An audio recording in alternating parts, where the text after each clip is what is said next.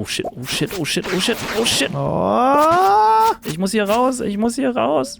Stardew Valley, Stardew Valley, Stardew Valley, Stardew Valley, Butch-Bop, Butch-Bop, Butch-Bop, Butch-Bop, Stardew Valley, Stardew Valley. Oh yeah. Hallo und herzlich willkommen zurück zu Butch-Bop 42 spielen Stardew Valley. Mein Name ist Butch. Und ich bin Bob. Und wir spielen Stardew Valley und wenn euch das gefällt, lasst gerne ein Like da, lasst ein Abo da und aktiviert die Glocke, sodass wir uns auch in allen anderen Videos hier auf diesem Kanal wiedersehen werden. So, beim nächsten Mal sprecht ihr das alle mit, ja? Das sprechen wir jetzt immer zusammen im Chor hier. Das wäre schon witzig. Das ist cool. Weil ich mache das beim Solmecke mittlerweile auch so. Also schon seit einer Weile sogar. Siehst du, ich hoffe ja, dass das hier so ein Ding wird, ne? Dass die Leute dann anfangen. Oh cool, Shane hat mir Paprika Popper geschickt. Ich liebe Paprika Popper. Die mache ich beim Solmecke tatsächlich auch immer schon so. Immer dieses Hallo und herzlich willkommen. Nee. Hallo, ich bin Christian Solmecke, Rechtsanwalt und Partner der Kölner Medienrechtskanzlei Wildeborger und Solmecke. Und wenn euch rechtliche Themen interessieren, dann lasst ein Abonnement. Ja, da variiert er immer so ein bisschen. Abonnement, sagt er immer. Ich finde, der Abonnement klingt schon ein bisschen fancy. Kann man. Klingt schon eigentlich auch schon fancy, cool. Ne? Ich hoffe ja, dass die Leute auch den Song hier, unseren Intro-Song immer mitsingen. Das glaube ich schon, oder? Also ich singe in der Post-Production oft dann danach als Ohrwurm. Absolut. Ich singe, glaube ich, auch jedes Mal mit. Du singst ihn ja auch jedes Mal neu ein. Das stimmt. Für jede Folge neu. Ja. Jedes Mal ist irgendwas so ein ganz kleines bisschen anders. Und ihr müsst rausfinden, was. Also guckt nochmal jede Folge durch. Dann fällt es euch vielleicht auf. So. Muss ich jetzt noch irgendwas machen? Ich habe noch Mais. Ich habe noch einen Ring. Ich habe noch ein paar Omnigionen hier. Geil. So. Ich habe noch ein Fischtaco. Ist auch schön. Taco. Taco. Gehst du heute in die Stadt rein zufällig? Ja. Ah, nee, heute ist Clint sowieso nicht da. Heute ist der wie, der ist nicht da? Nein, im Community Center ist der freitags jetzt immer. Was machen die da? Der lungert da einfach nur rum. Achso. Gefällt mir nicht. Nee, mir auch nicht. Finde ich absolut nicht in Ordnung. Was willst du machen, nee. Kann man den nicht irgendwie dafür verklagen? Ist übrigens sowieso sehr schade, dass man hier Leute nicht verklagen kann. Wusstest du, apropos Arbeitsverweigerung, dass mal einer in einem Orchester verklagt wurde? Also der ist irgendwie so Berufsmusiker irgendwie wohl und hab das irgendwo mal gelesen und der hat wohl in diesem einen Stück, also er ist muss halt Becken spielen, ja? Ja. Und in dem einen Stück gibt es nur einen Beckenschlag, den er irgendwie machen muss. Das ist alles, was er in diesem einen Stück zu tun hat.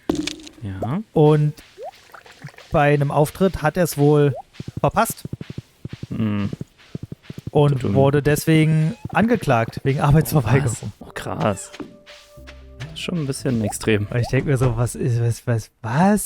War das in Amerika oder in Deutschland? Weil ich könnte mir beides vorstellen. Ich weiß nicht. Es geht jetzt nur um die Summe, die am Ende dann rauskam. Ich habe die Geschichte vor Jahren gehört, habe die jetzt neulich nochmal gehört, aber ich würde es beiden zutrauen. Ja, deswegen. Ja, ist übel, ey. Sowas macht man doch nicht. Auf in die Schädelmine. Auf zu den Tieren. Ich grinde jetzt einfach Schädelhöhle die ganze Zeit. Also sorry, ihr müsst dann bei Butch jetzt immer gucken. Butch muss jetzt immer irgendwas Spannendes machen. Na, siehst du. Ja, das Spannende ist eigentlich das, was wir hier erzählen. Ja. Soll ich mal was anderes Spannendes erzählen? Oh, ja, bitte. Ich hatte gestern hier vor der Aufnahme, ne? Warte mal, ich muss es halt ein bisschen datenschutzkonform machen. Deswegen muss ich. Ich habe schon wieder so eine Kackebene hier. Die Enten schwimmt im See? Ja, ist doch cool. Das ist ja geil. Enten für gewöhnlich. Habe ich nur noch nie gesehen. Okay, und zwar ist ja immer noch hier so Corona. So. Immer noch, ja. Und die Zahlen sind ja gerade recht hoch. Ja. Und eigentlich hätten wir von der Firma aus eine große Weihnachtsfeier gemacht. Also war ursprünglich geplant. Ja. Und die wurde natürlich aber auch schon vor einer ganzen Weile abgesagt, weil man gesagt hat, nee, ey, komm, können wir nicht machen. Fand ich absolut vernünftig und richtig und wichtig, pupichtig. Richtig pupichtig. Und so trug es sich zu, dass sich die Obrigkeiten was anderes überlegt haben, dass sie gesagt haben, ey, wir machen irgendwie ein Online-Event in die Richtung. Also so, cool. Wie soll ich sagen? Quasi ein Meeting, wo wir, so ein bisschen so, ne? Hatte ich letztes Jahr auch. Und dann haben die ganzen Mitarbeiter ein Paket geschickt bekommen. Also jeder hat ein Paket geschickt bekommen. Oh, cool. Und das sollten wir nicht öffnen bis halt gestern. Ne? Und dachte mir so, okay, jetzt machen sie es aber echt spannend. Ne? Also dachte mir so, okay, dann öffnen wir es gemeinsam. Habe ich schon die ganze Zeit überlegt, Mensch, was könnte denn drin sein und so. Ne? Dann kam irgendwann so die Info, bei irgendwelche Lieferengpässe, keine Ahnung, wir müssten uns mal selbst noch so um die 150 Milliliter Zuckerguss besorgen. Dann dachte ich mir schon so, okay. Backen wir irgendwie was oder hä? Das ist ja aber lustig. Und und dann kam halt gestern so der Abend, dann dachte ich mir so, ja gut, Zuckerguss, ich meine, das ist ja Puderzucker und Wasser und vielleicht noch ein bisschen Zitrone für den Geschmack. Genau. Und da habe ich erstmal schon übelst gefailt, viel zu flüssig. Bin dadurch dann auch einfach, 10, 15 Minuten zu spät gewesen, mehr oder weniger, aber das Gute war, hatten noch nicht richtig angefangen. Okay, sehr gut. Und und dann durften wir halt das Paket aufmachen. Und dann waren in dem Paket sozusagen noch kleinere Pakete, könnte man jetzt so sagen. Oder Teilpakete. Und dann so, zum ersten Teil. Und beim ersten Teil war es so, dass wir unter Live-Anleitung zusammen etwas gebastelt haben. Das ist ja geil. Und zwar gab es so ein elektronisches Teelicht und so ein paar kleine schwarze Klebeperlen oder wie auch immer die sich da nennen. Und dann sollte halt so eine Christbaum-, Weihnachtsbaum-Dekoration gebastelt werden. Ja. Ich fand die Idee mega cool. Ja. Die Ausführung war der größte Scheiß. Oh. Also auf meiner Seite. Weil ich kann ums Verrecken nicht basteln, verdammt. Alter, ich kann nicht mal eine gerade Linie ausschneiden. So schlecht bin ich. Oh, beim Schneiden habe ich aber auch voll Probleme. Ey, das geht halt einfach nicht. Das ist mein größter Erzfeind. Sachen ausschneiden. Also ich war irgendwann einfach nur noch frustriert, weil nichts geklappt hat. Und ja gut, alle anderen waren dann mehr oder weniger fertig und ich halt einfach noch bei Schritt 2 oder 3 oder so, keine Ahnung. Und hab den Shit dann ins Paket wieder geschmissen, weil wir dann zum zweiten Teil kommen wollten. Dachte mir so, gut. Haben wir ein Teelicht. Immerhin. Und dann hieß es so, dann packt mal hier das als nächstes aus. Dann packe ich das aus und dann sehe ich, das ist ein Lebkuchenhaus-Bauset. Ach du Scheiße. Wo ich mir dachte, dafür ist ja Zuckerguss und so. Und in dem Moment war ich dann schon so, oh Mann, fuck, ey. Ich hasse Lebkuchen. Also ich habe dann natürlich verstanden, klar, es ging halt so um das Bauen, also da wurde auch ein kleiner Contest draus gemacht, ne? Ja. Wer das am schönsten macht und so. Aber Problem dabei war, dass ich in der Zwischenzeit noch wichtige Anrufe entgegennehmen musste, weil ich ja hier, meinen neuen Laptop und so. Ja. Und dadurch halt ja quasi mich muten musste, beziehungsweise nicht zuhören konnte und Zeit verloren habe und alles. Und und dann, und die Sache war auch noch die, ich habe einen viel zu kleinen Schreibtisch dafür. Das stimmt. Viel zu klein. Und da dachte ich mir so, also da hätten sie vorher die Info rausgeben können, ihr braucht irgendwie so ein bisschen Platz oder irgendwas. Also da war ich dann auch so, und scheiße war ich gestern dann mies gelaunt, Alter. Aber so richtig, also so mies gelaunt war ich schon lange, lange nicht mehr. Einfach weil der erste Teil für mich einfach nicht geklappt hat und im zweiten Teil ich dann so dachte, ich kann das nicht machen und ich hasse Pfefferkuchen. Und ich war so frustriert, so böse am Ende, wo ich mir dachte, scheiße, die haben da so viel Organisation und alles reingesteckt und das ist auch halt total so nett gemeint. Aber habe ich dann auch zu Rieke gesagt, ich fühle mich gerade wie dieses kleine, dämliche Kind, was bei den Aktivitäten nicht mitmacht, weil es die Scheiße findet.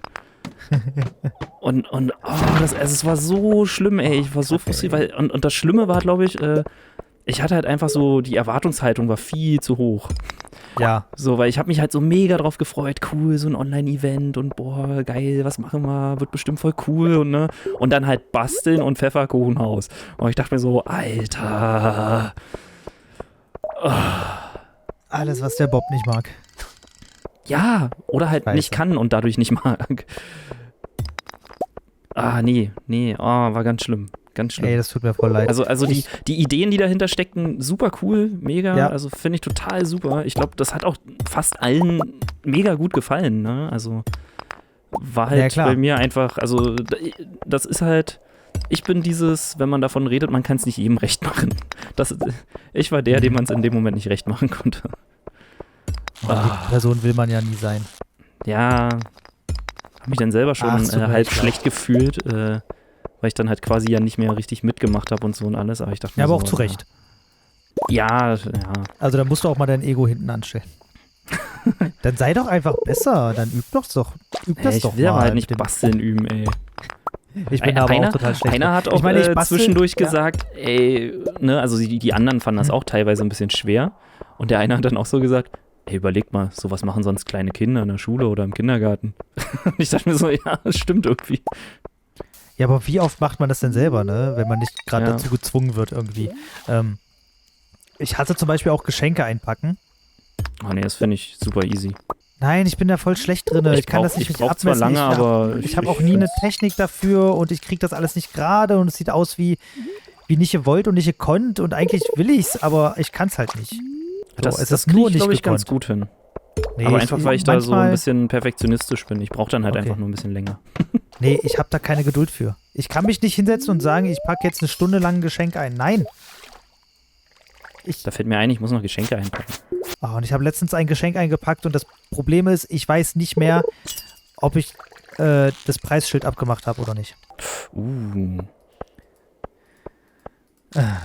Ich meine, es ist nicht so schlimm, so ob da jetzt noch ein Preisschild dran ist oder nicht. Jedenfalls nicht bei dem. Aber es ist halt trotzdem doch ein bisschen schade. Und ich musste heute, wie gesagt, wir hätten ja schon fast früher anfangen können, aber ich musste ja noch ein Paket wegbringen. Und ich musste noch aufs Klo, noch was essen. Und das Paket hatte ich schon mal weggebracht. Ja, stimmt, das hattest du erzählt. Es kam wieder zurück und ich musste es nochmal wegbringen. Die haben irgendwie gemeint, ja, hier, der Dings ist irgendwie dabei kaputt gegangen. Irgendwie haben die was verkackt, keine Ahnung. Es ist halt irgendwie dieser Paketschein drauf. Ja. War halt nicht mehr lesbar. Beschädigt oder was? Oh. Ja, der war halt nicht mehr lesbar und die konnten mich noch entziffern und Gut, immerhin. Konnten das dann halt zurückbringen, haben gemeint, ja, sorry, Herr Butsch, aber das, wo soll denn das hin? So, brauchen es nicht nochmal bezahlen, müssen es aber eben nochmal wegschicken. Ja. Danke! Ja, okay. Ja. Lustig. Ja, vor allem nervig. Ja, schon so ein bisschen. Weil ich habe mich schon die ganze Zeit gefragt, so, wo bleibt das? Warum ist das noch nicht angekommen? Das hätte letzte Woche schon ankommen sollen. Ja, keine Ahnung. Ich habe in den letzten Tagen nette Nachrichten bekommen, weil meine Chili-Samen-Lieferungen angekommen sind. Ja, sehr gut. Also da wollte ich eigentlich auch mal erzählen. Hatte ich nämlich letztens mit Kommst Schwester du nach Hause? Bob, ich bin schon auf dem Hof. Ich will bloß 1, 2 Sachen schon noch einräumen. Hatte ich mit Schwester Bob drüber gequatscht. Weil sie ja auch so, also sie isst auch gern scharfe Sachen und pflanzt halt auch so ein bisschen Chilis an. Ja. Und dann hatte sie von irgendeiner Chili noch so dieses, also sie hatte sie, glaube ich, sogar aus dem Baumarkt irgendwie geholt oder so. Und stand dann halt so die Sorte drauf und bla bla bla, das Ganze drumherum. Und dann steht da halt auch sowas drauf wie nicht für die Nachzucht erlaubt oder so in die Richtung. Okay. Und dann hat, oh Mist, noch ins Haus geschafft. Aber gerade so. Und dann hat sie mich so gefragt, wieso erlaubt und bla und ne? Und das gibt's tatsächlich wohl, dass es gewisse Sorten, Pflanzen und bla bla bla gibt, die du quasi nicht nachziehen darfst, rein theoretisch. So eine Art Urheberrecht auf der Pflanze oder was? Ja, quasi. Auf die Sorte. Und ich dachte mir so, Alter, Deutsch im Endstadium oder was, ey. Also aber so richtig. Naja, einerseits kann ich verstehen, weil die wird ja irgendwie gezüchtet und dann will man natürlich der Einzige sein, die das verkaufen. Ja, aber gut, ey, dann musst du dir ein anderes Feld suchen irgendwie, weil ich meine, bei manchen, also weiß ich nicht, ich glaube, es ist halt wirklich nur so eine theoretisch-rechtliche Sache oder irgendwie so. Ja, weil das kannst du ja nicht nachprüfen. Deswegen, also ist ja dann wirklich nur, wenn, ich schätze mal, es ist eher so, wenn, so konkurrenzmäßig, dass halt kein anderer Chili-Shop, sage ich mal, jetzt irgendwie. Ja, aber wenn du das für dich zu Hause machst, Alter, dann, wer soll denn das? Ja, deswegen. Ja, vor allem die Sache ist ja auch die bei Chilis, die sind ja so super kreuzungsfreudig. Und da müsstest du ja, wenn du wirklich genau dieselbe Sorte wieder haben willst, müsstest du sozusagen verhüten. Also du dürftest ja dann keine andere Chili-Sorte in der Nähe haben oder du müsstest halt die Blüten, wenn sie bestäubt sind, sofort versiegeln. Und da denke ich mir so, also so doll, so deep bin ich jetzt im Chili-Game nicht drin. Mir ist das völlig egal, die können sich da umherkreuzen, wie sie wollen. Ja. Aber manche nehmen das, also haben wir in einer der allerersten Folgen schon besprochen, manche nehmen halt solche Hobbys ein bisschen dolle ernst. Ja, das stimmt. Gut, außer sie machen es dann halt gewerblich, dann ist es auch natürlich kein Hobby mehr, aber ja. Wie wir hier zum Beispiel, ne? Das ist ja auch kein Hobby. So viele denken immer, wir haben hier Spaß dran. Nee, mit Spaß hat das nichts zu tun. Niemand hat hier Spaß. Du nicht. Und du auch nicht. So, das kann hier rein. Ich habe den Kaviar. Sehr gut.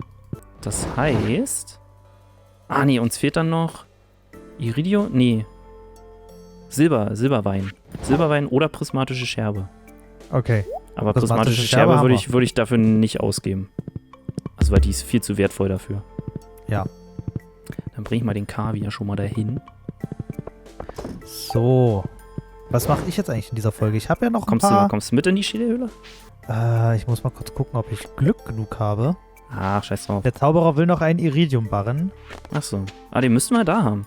Haben wir noch da? Ich habe nämlich einen aus der Chili-Höhle als Drop bekommen. Blub. Tschatsching. Okay. Dann bringe ich den jetzt erstmal zum Zauberer und dann können wir... Schaffen wir es dann noch? Ja, ne? Na, ich bin jetzt gleich an der Bushaltestelle. Okay, ja, ich komme nach. Du kannst ja schon mal ein bisschen vorarbeiten. Oh, Pam ist noch gar nicht hier. Ach, die kommt jetzt gerade.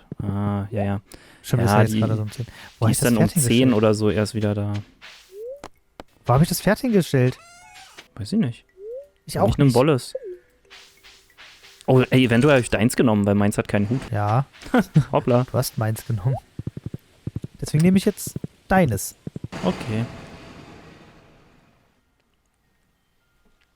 Ja, jedenfalls deswegen das zu meiner Firmenweihnachtsfeier. Die echt cool gemacht war, aber nicht für mich. So, Tiere noch streicheln. Worauf ich mich tatsächlich mehr freue ist, warum habe ich denn immer so eine Kackebenen hier zum Anfang? Das ist ja...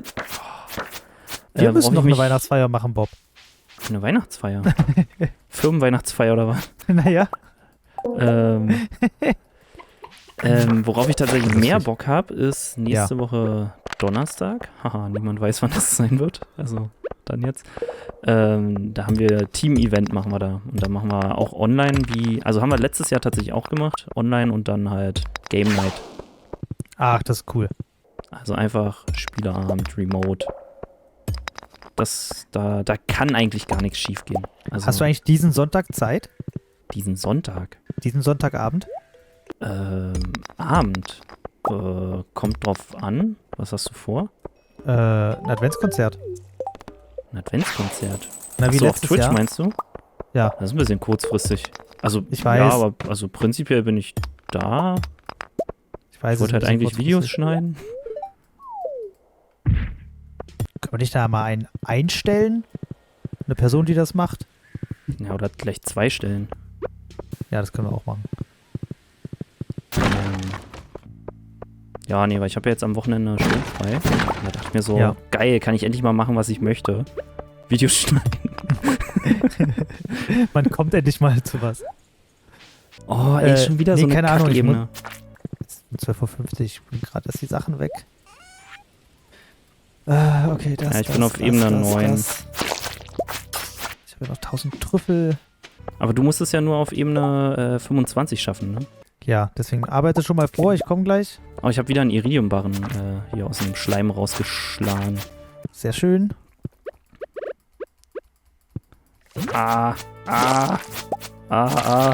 Ich töte, du Idiot. Ich erhöhe jetzt mal mein Glück. Mach das mal, ich bin auch gleich da. Schön würzigen Aal gefuttert. Oh, und schneller bin ich auch noch. Geil. Los jetzt hier. Oh, direkt einen Diamant gedroppt. Nice. Mega gut. Aber Glück ist echt nicht zu unterschätzen in dem Spiel, ne? Ja, und ich weiß nicht, ob ich heute Glück habe oder nicht. Ich habe gar nicht nachgeguckt. Okay, Ebene 10. Los geht's. Oh, eigentlich ist es ganz gut, wenn du jetzt auch in der Schädelhöhle gleich bist. Weil du kannst weiter gucken als ich. Stimmt, kann ich gleich schon mal... Flupp. So. Hier ist nix. Schon mal schön rauszoomen. Soweit Achso, siehst du, Butch. Noch ein Thema. Ja. Auch wieder ein eher persönlicheres Thema. Oh, okay. Und zwar, ich weiß natürlich nicht, wie ich das einleiten soll. Obwohl doch, Harry Potter ist immer ein guter Anfang. Und zwar am Ende von Harry Potter. Da erfährt man doch zum Beispiel von Snape seine wahren Absichten oder was, ne? Also, man sieht von ihm eine Seite, die man vorher nicht kannte. Ja. Und dann sieht man ja die Person so mit ganz anderen Augen und alles sowas. Oder die Figur. Und ist jetzt nicht so dramatisch wie in Harry Potter, aber so ähnlich habe ich das quasi mit meinem Opa erlebt. Opa väterlicherseits. Ich habe den nie gekannt, also der ist gestorben, bevor ich halt auf die Welt kam. Ja. Und dadurch nie kennengelernt, wusste auch nicht, was er für ein Typ ist. Ja. Und dann war ich einmal Himmelfahrt mit einem sehr guten Freund mal unterwegs und haben halt gemacht bei Verwandten von ihm, bei seinem Opa. Ja. Und also den kannte ich vorher jetzt nicht. Oder warte mal, was? Oh shit. Oh. Ich muss hier raus. Bei seinem Opa, genau. Und dann so, ja, und dann erzählt, wer ich bin und dann so, ach ja, so und hier und der ist doch dein Opa und so. Ich so, ja, also war mein Opa, ist halt schon frühzeitig verstorben. Und dann, ach was, Mensch, ach krass. Wusste er halt gar nicht. Und dann, ja, aber ich kann mich noch voll gut dran erinnern. Da bin ich damals hier, weiß ich, 1912 oder so, von dem und dem Ort und hier. Und dann bin ich mit meinem Trabi irgendwie liegen geblieben und dann kam aber einer vorbei und hat netterweise angehalten und hat mich dann mitgenommen und bla bla und das war hier so und so hieß der und dann, ja geil, das war mein Opa. Das ist ja echt cool. Und dann dachte ich mir so, cool, das ist voll so die Story, die ich von ihm halt ja nicht kannte, weil war ja jetzt auch nicht erzählenswert wahrscheinlich großartig, also er wird nicht damals nach Hause gekommen sein und gesagt haben, hey, ich habe den und den übrigens was ich heute gemacht habe. ja, so. Und dann dachte ich mir so, ist eigentlich schon cool, von anderen Leuten darüber zu hören, wie halt jemand ist, den man dann gar nicht gekannt hatte, so nach dem Motto. Ja. Also es wird in Filmen ja immer so dramatisch dargestellt, so, ne? Aber dachte ich mir, das ist irgendwie schon cool. Das ist echt schon eine coole Story. Okay, ich habe keine Leiter hier in dem Gang gefunden. Müssen ein paar Steine zerballern. Okay. Ja, das wollte ich mal so erzählen. Das ist cool. Übrigens finde ich das ganz schlimm, was mit Snape gemacht wird. Dass er so heroisiert wird. Wird der heroisiert? Der wird zum Hier Schluss unten rechts ist eine Leiter. Der war die ganze Zeit voll der Gute. Nein, war er nicht. Snape war ein Arschloch durch und durch. Und zwar ein egoistisches, ganz, ganz schlimmes Arschloch. Der hat die Kinder misshandelt teilweise. Hat die bedroht, hat die gar nicht gut, Alter. Snape ist weiterhin ein riesen Arschloch und da gibt es nichts, was für ihn spricht. Okay. Wer dazu mehr wissen will, schreibt mich an. www.snape.de Snape ist scheiße.de Nee, Snape ist immer noch scheiße, egal was du sagst.de. Achso, musst du noch in Minenarbeit leveln? Stimmt. Dann war das. Oh, hier ist eine Leiter. Oh, warte mal, aber da oben ist ein Diamant. Den kann man schon noch mitnehmen. Ja, ich nehme das Gold. Ja, das hier voll. noch. Scheiße. Oh, shit. Was machen hier? Bam, bam, bam, bam, bam. Und weg hier. Okay. Ist eine Leiter? Okay. Nee, ne? Ah, hier. Ah, sehr gut. Sehr schön. Ja, bis Ebene 25 wird... Also möglich ist es, aber wird, wenn dann, sehr knapp. 16, ach du Scheiße. Da müssen wir jetzt echt ein Ding nach dem anderen. Eine Leiter nach der anderen, ja. Und ich sehe noch... Doch, da unten eine. Unten links. Okay. Nix wie hin. Mumien. Ist da unten rechts eine Leiter? Sehe ich das richtig? Nein. Was habe ich da gesehen? Achso. Hier ist ein Loch. Ja, sehr gut. Dann werden wir jetzt wahrscheinlich getrennt.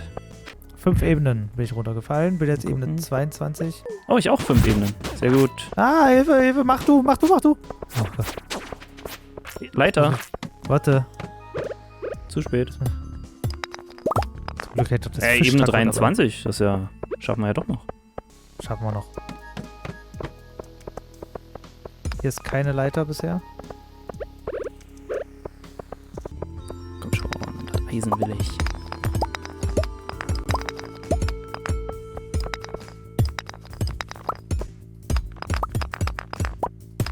Achso, müssen wir irgendwelche Sachen erzählen? Ja, eigentlich schon. Hast du gerade noch was zu erzählen? Snape ist immer noch scheiße.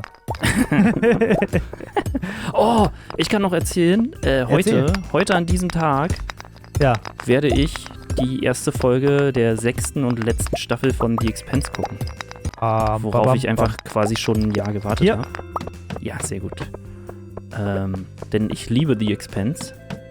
Meine Mom liebt The Expanse. Mein Schwager Bob mag auch The Expanse. Sehr gut. Alle mögen The Expanse. Guckt The Expanse. Alter, 5 Iridium-Erz. Nice. Und wir brauchen nur noch eine Ebene. Ja. Also du brauchst nur noch eine Ebene. Ich brauche noch so noch 75 Ebenen. Ja, deswegen The Expanse geht heute weiter. Und, ach Mensch, kann ich auch noch erzählen. Hier, Leiter. Oh, bei mir ist gar nichts auf Ebene 25. Yes. So, können wir raus. Aber müsste hier nicht jetzt irgendwas sein? Nein. Einfach nur Hofbruch. Achso, okay. Na, bis 0 Uhr bleibe ich hier noch drin. Nee, mir ist das also 0 Uhr passt immer ganz gut. Habe ich noch genug Zeit, um ein bisschen was wegzubringen? Ja, jetzt. Und was ich noch erzählen wollte, ich habe Marvel's Agents of S.H.I.E.L.D. jetzt diese Woche fertig geguckt. Also die ganze letzte Staffel, weil die jetzt endlich bei Disney Plus drin war.